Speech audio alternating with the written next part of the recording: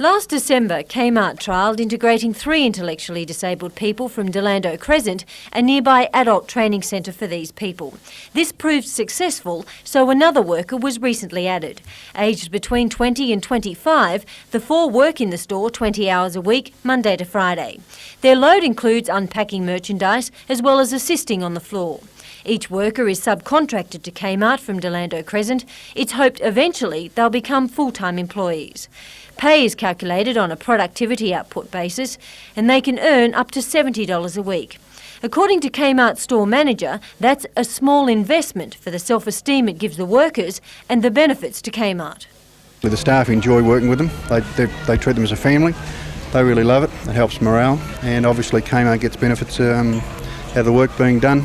The project is the only one of its kind in the Hunter Valley and possibly New South Wales. The concept of integrating intellectually disabled people into the workforce began almost 2 years ago at the Kmart store in Maitland. It's been up and running here at this store for almost 3 months, and it's hoped the idea will spread to other businesses throughout the community.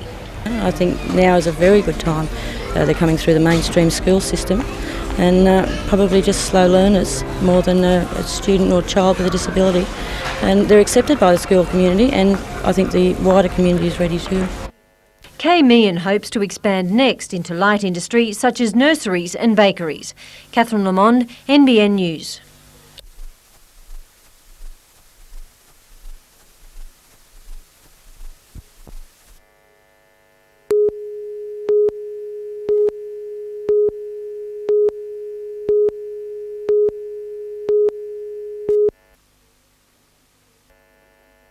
Wickham School was severely damaged by the earthquake, but 2 years later the site stands idle. The Education Department says the building is not required for a school. Education Minister Virginia Chadwick says the site is dangerous. She wants the building sold and the money used elsewhere. But the building has a heritage listing and Newcastle City Council has refused to grant a demolition order. The Lord Mayor Alderman John McNaughton says a buyer for the site has not been found because expressions of interest were called for rather than tenders. He says if the commercial process could have been done in secret, it would have been more successful. We are confident that we can find a purchaser that will get the Minister most money in return for the land, which she can use elsewhere, hopefully nearby Newcastle, and we will keep the building. It's a win-win situation if we do it right.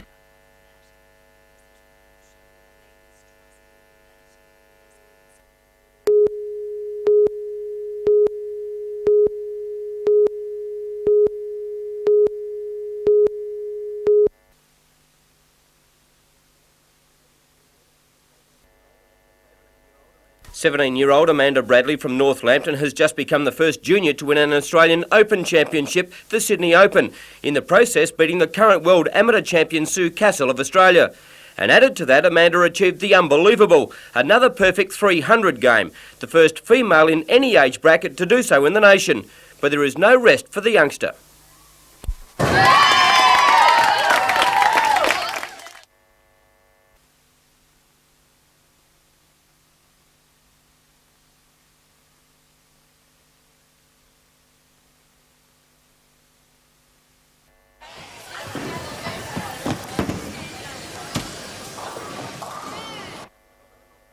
Robert Thompson turned 21 today, and besides celebrating that milestone, he was over the moon about being invited to compete in the prestigious Malaysian Open in May, the only Aussie to gain such an invitation. It was just the sort of break I've been looking for. There's a lot of good bowlers in Australia these days, and to be picked out of all the bowlers to be the only male representative going was just great.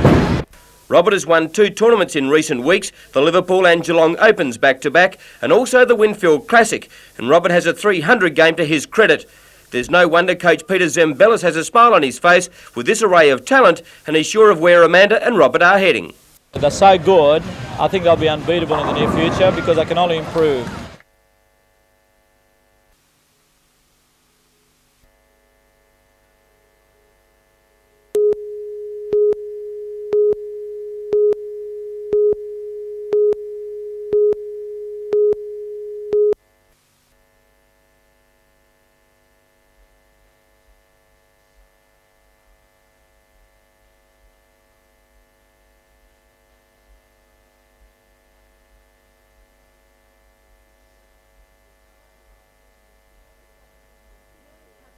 Hair captures the hippie era of the 1960s. It's raw, violent, offensive, funny and innovative. When it opened 21 years ago, it set Australia on fire.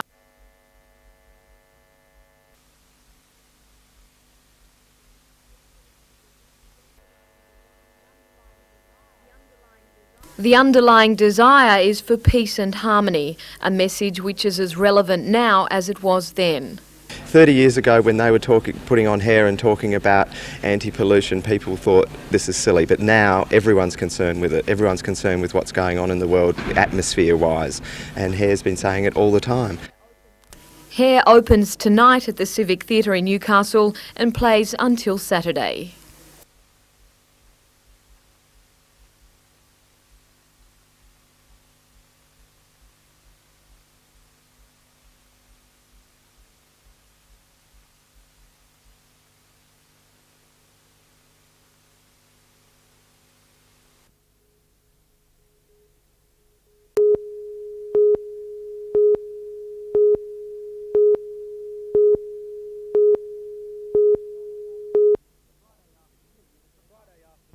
Friday afternoon at the pub, a ritual gathering for people who mostly call themselves social drinkers.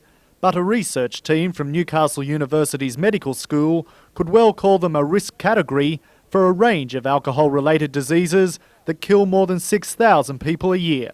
The team says more than 4 drinks a day for men and more than 2 for women, and they're taking a health risk. But many drinkers don't even know it.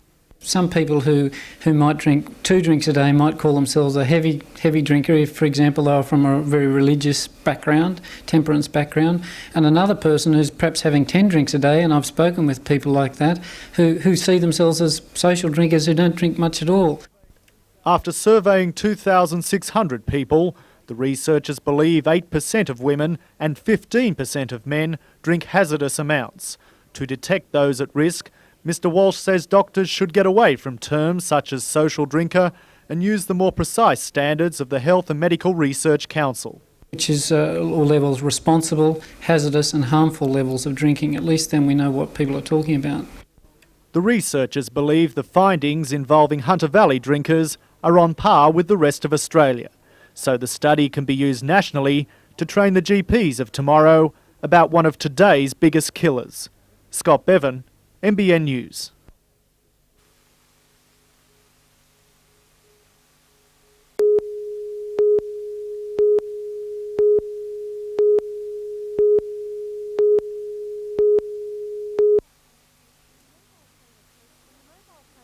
When the mobile crane approached the Old Hexham Bridge, traffic had been reduced to 1 lane while RTA employees worked nearby. The driver says he was travelling at around 25 kilometres an hour when suddenly he lost control.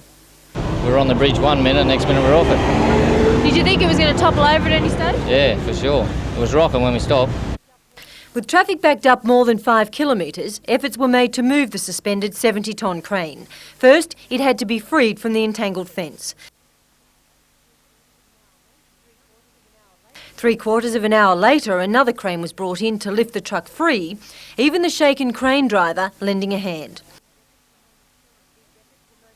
These efforts were momentarily halted while extra fence wire was removed, then the crane was lifted to safety.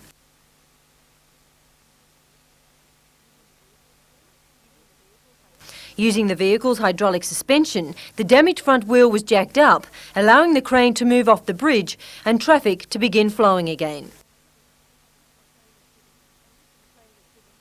The crane was driven back to Newcastle, where company safety personnel will investigate the cause. Catherine Lamond, NBN News.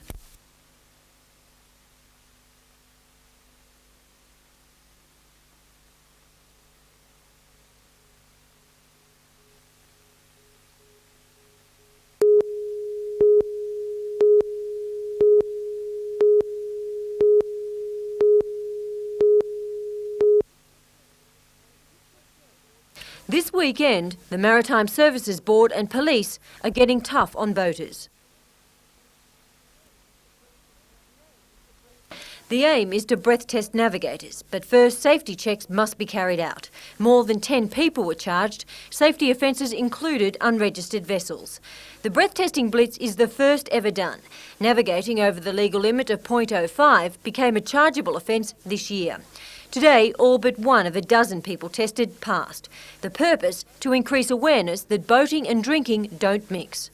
When you think of the trauma that's associated with accidents and death and injuries on the water and the road, well, it hits home.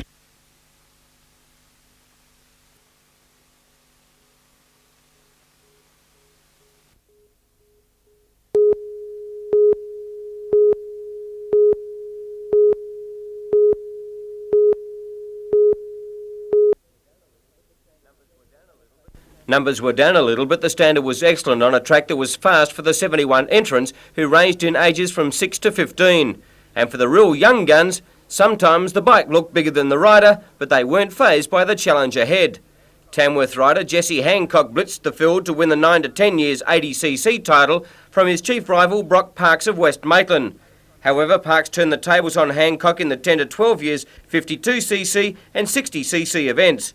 Another local rider who enjoyed considerable success was Mark Willis of Gunnedah, too good for his rivals in the 15 years 125cc category. Another competitor from Gunnedah, Anthony Dole, was second in the 125cc 14 years event. Organisers were thrilled with the standard of racing and are confident there's plenty of potential in this group of daredevils.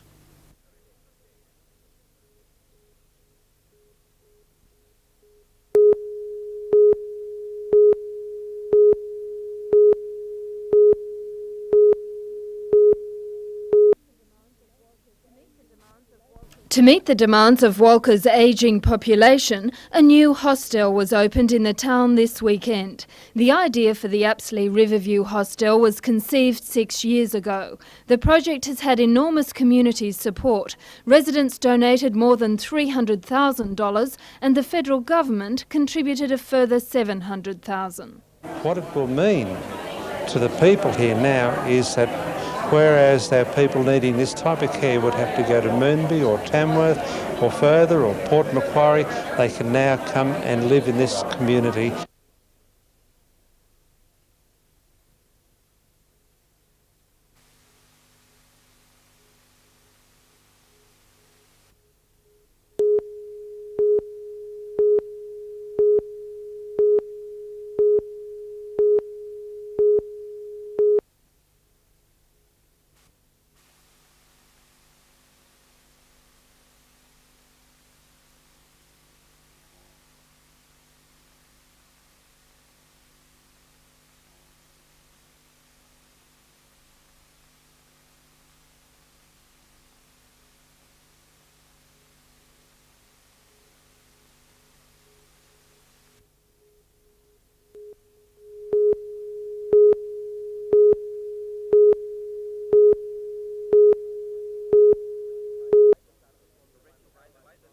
Torrential rain delayed the start of the Formula One Powerboat Grand Prix, with officials resigned to reducing the race from 40 to 15 laps.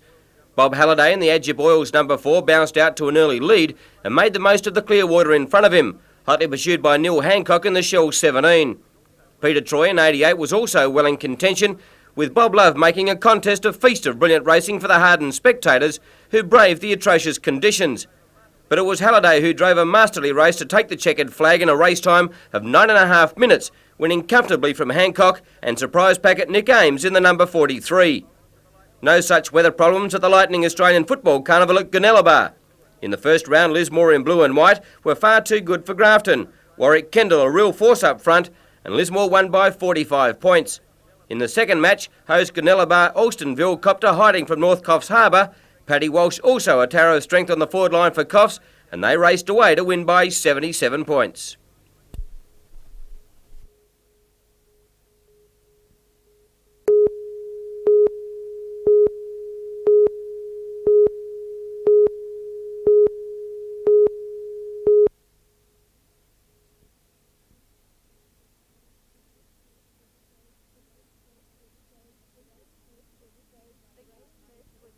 The Kids Fest was staged to raise money for the Richmond Valley Life Education Units and the Early Intervention Centres. There was something to entertain everyone. There were the traditional rides and the not-so-traditional. SES workers put on an abseiling display from the Ballina Street Bridge.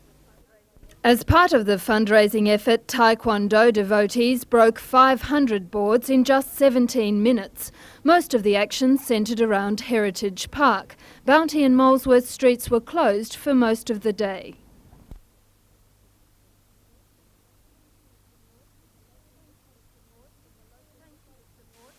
Thanks to support from the local business community, the day was both successful and fun.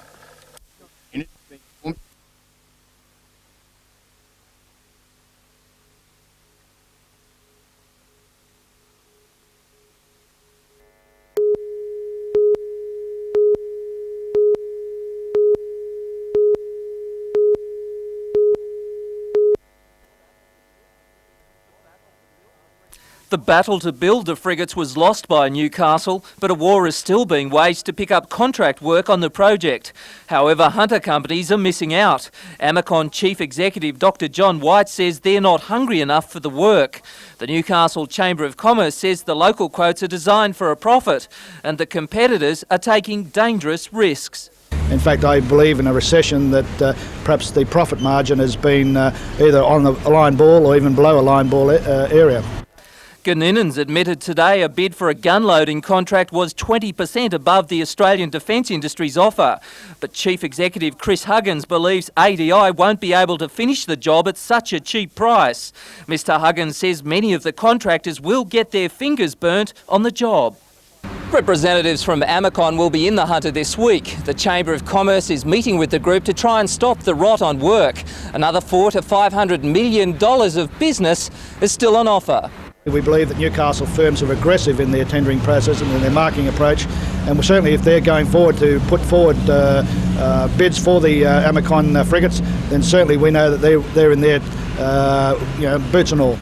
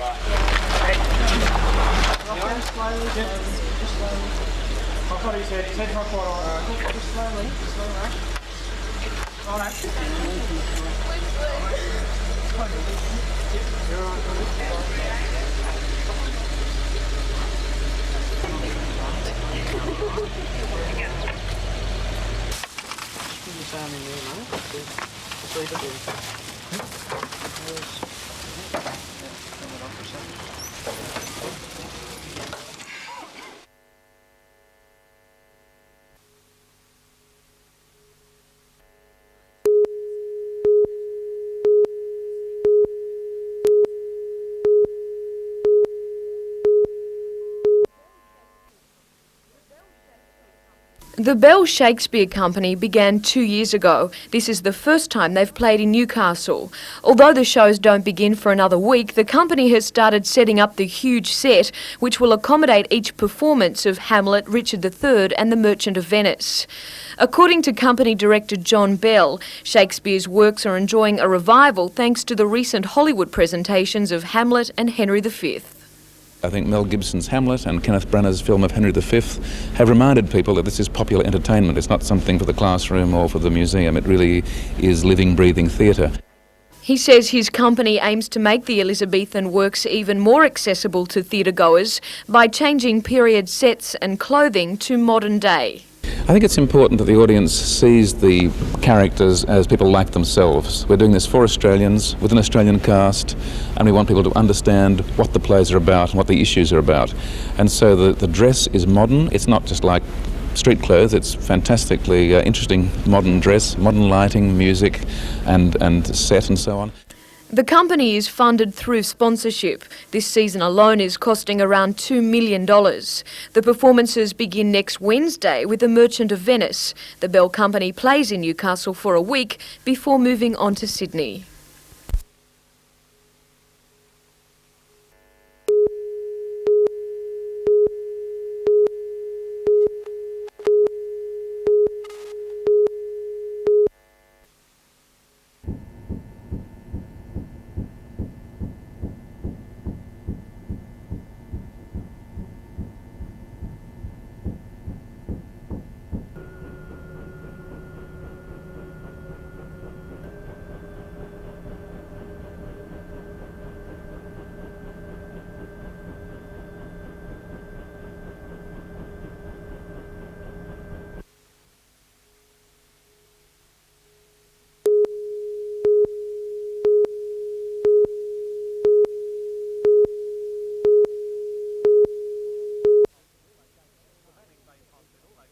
The Manning Base Hospital, located at Taree, is an acute care and general surgery facility serving a growing North Coast population currently estimated at 70,000. Hospital administration says the public should have nothing to fear from the decision to close the operating theatres for the fortnight. It's only a 2-week closure, a planned closure, and as I said, there's provision has been made by staff rostered for semi-urgent and urgent cases, and it's similar to the closure that we have at the Christmas New Year period. However, Mr Flint admits that the close down is also based on budget considerations, with the drain being accelerated by people withdrawing from private health funds. Only 40% of patients there are still privately insured. We've had a difficult year this financial year. We've had to certainly tighten our belts. It's a matter of trying to meet the increasing expectation and demand on the health service and its resources, and also there's been a significant shift in the case mix of patients. What I mean by that is the change of the number of people dropping out of health funds. The hospital has introduced a number of budgetary initiatives, including not replacing staff on leave, not filling some vacated positions, and generally reviewing efficiency among the 450 employees.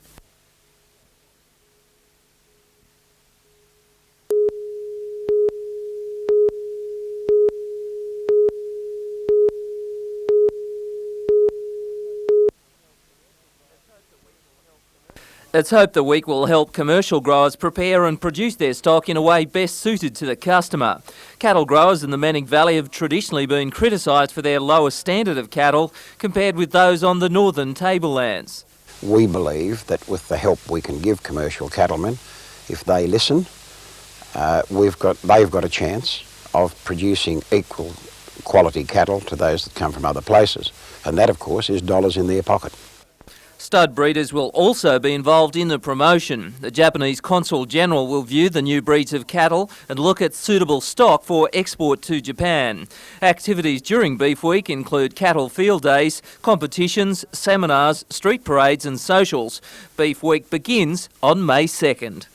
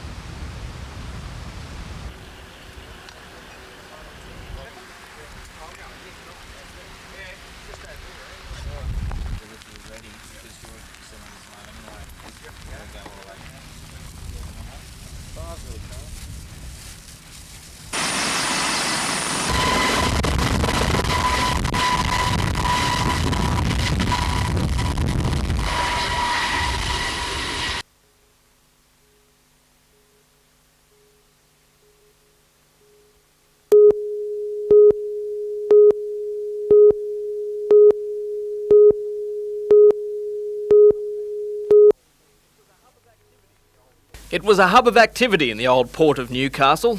Designed in 1888 by architect Frederick Menkens, the bond store was used to hold goods until duties were paid.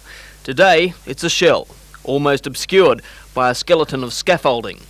People have been wrangling over its future for a decade. The earthquake almost solved the problem, but still it stands, an eyesore towering over the refurbished foreshore. Yep, a great view of the harbour.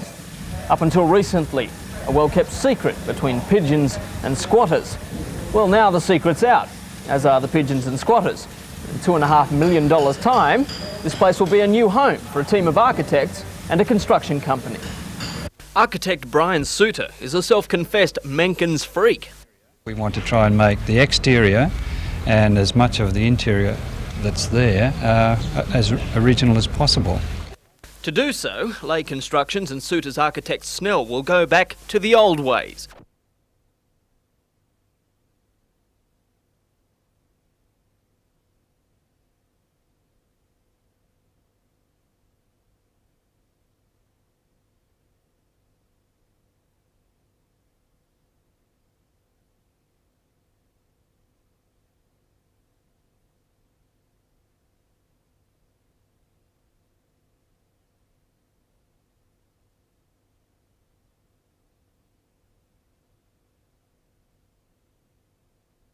slaking lime, using huge timber beams. Today, plans for the commercial complex were unveiled. It may have taken 10 years to get started, but the Bond store is expected to be reborn in September. Anthony Griffiths, NBN News.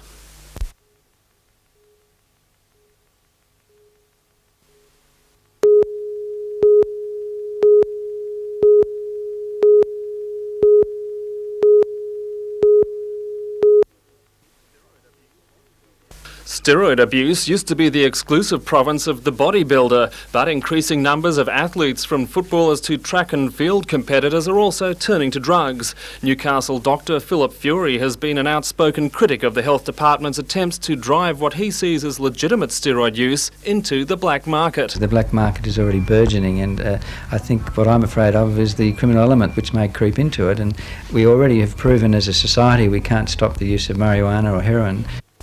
Dr. Fury says bodybuilders are driven by psychological impulses that don't pay heed to medical warnings. He says that if doctors aren't permitted to control the administering of steroids, then illicit users will inevitably suffer the consequences of steroid abuse. Steroids are really very safe. Every drug in the whole of the MIMS annual has far many side effects, far more side effects than steroid drugs, and taken sensibly and under medical control, steroid drugs are perfectly harmless.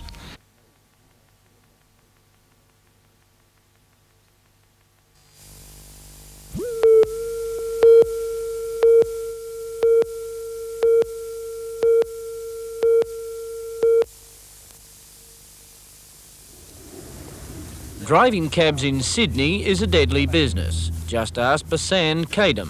2 years in the hot seat, the cabbie has been stabbed and robbed 3 times. His scars vicious reminders of his dangerous job. The latest attack was early this morning when 2 men hailed the 25-year-old driver in Redfern, ordering him to drive to Erskineville.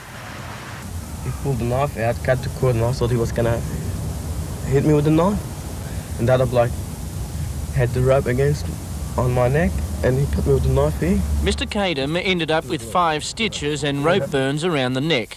His attackers escaped with $150. The cabbie believes they were professionals, slicing the radio mic with a Stanley knife. This automatically stops the cab base from hearing the vehicle's.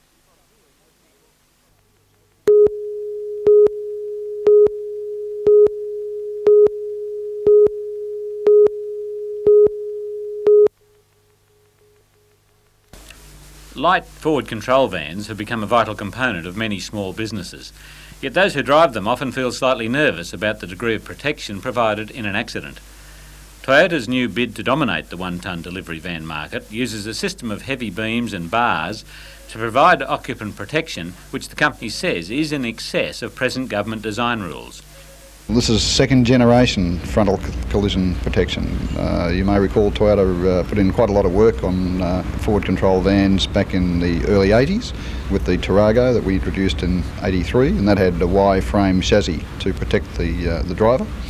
And now we've moved to what we've called, with compliments to Colgate, the Ring of Confidence. The national launch on the harbour foreshore brought an incidental benefit to Newcastle, more than one of the visiting journalists expressing surprise to find the city is a more pleasant place than sometimes portrayed. Jim Sullivan, NBN News.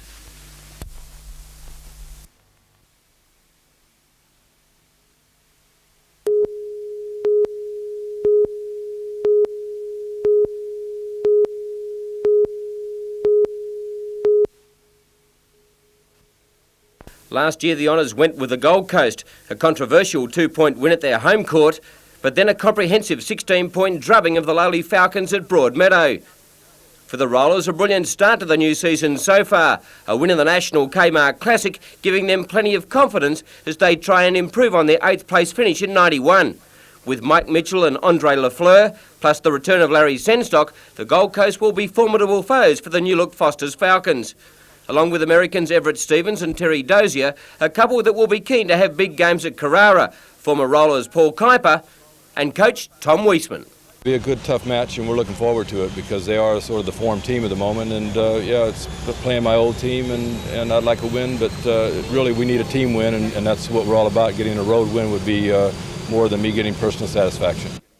On their departure from Aero Pelican this morning, it was a relaxed Falcons entourage who was setting out to rectify the poor showing of the past few years. And 4 youngsters are hell-bent on helping the Falcons to rise from the depths. We've been here for 4 years now, so this is the time we're getting more mature and be good. Yeah, it's going to be great. Well, it's our 4th year. It's about time we've got to prove ourselves in the league, so hopefully it'll be a good season for us all. Oh, this is the best year that I've felt like within the whole group. We're coming together really well and hope we have a good year. Everyone's morale's pretty high. We've had a pretty good pre-season. It's been a long break, and so we'll be looking forward to this game.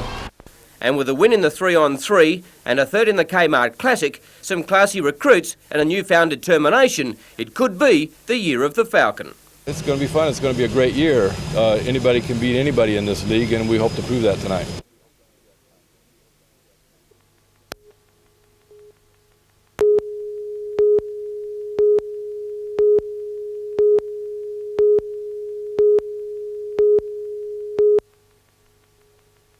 The opposition leader's visit to Maitland today brought the promise of a $36 million band-aid for the area's anxiety over the future of the Maitland Hospital. This hospital needs an upgrading, it needs redevelopment. We're committing ourselves to a $36 million redevelopment. We'd allocate the money in the first budget of a Carr Labor government, and we would see that it was completed within the first term of a Carr Labor government. Maitland is the seat that got away from Labor in the last state election, but not by much. The opposition is now hoping to capitalise on the community's raw nerve over the possible privatisation of the Maitland Hospital, a privatisation that Mr Carr says the government can't rule out. Plans for the redevelopment of the hospital were drawn up during Labor's last term in power in 1986, but have been on the back burner under the present coalition government. Health Services Minister Ron Phillips maintains there are no plans to privatise the hospital. The opposition has launched a well-aimed shot in a calculated campaign for the marginal seat. And I think the next state election will be fought on the dividing line about hospital privatisation. Mr Greiner wanting to flog off the public hospitals of the state, and the Labor opposition saying no. But the opposition's arsenal falls short of an alternative for the privatisation of the Port Macquarie Hospital or a rescue bid for the last foot soldiers fighting a hand-to-hand battle for what's left of the Wallsend Hospital. There's not much we can do about Wallsend. That's been closed by this government, and the community is lost out there.